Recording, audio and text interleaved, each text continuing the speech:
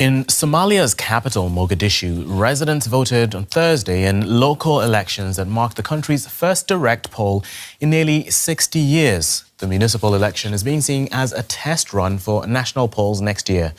Somalia last held direct elections in 1969 before a military takeover. Since 2004, representatives have been chosen through an indirect clan-based system. It's the hottest ticket in town.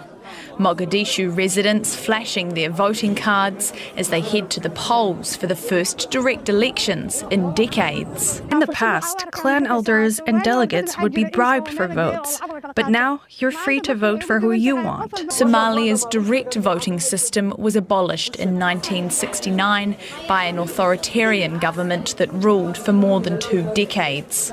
These are elections in Mogadishu, but help us understand the implications for the wider Somalia. I would like to say that, as much as it is a positive image to see people lining up to try and, make their representation known, this hasn't been a very inclusive and competitive process.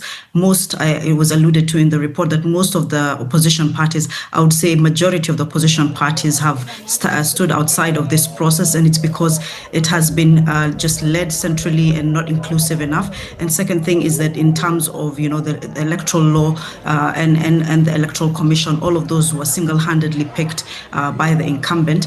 And the idea was that, the president has been pushing for this election, and so that he could sort of show that a template is possible that could guarantee an extension of his term to allow for nationwide elections. So it's significant in as far as, the public seeing themselves as part of a process. But I would say structurally and really in terms of creating a more democratic state, I think we have moved a step back.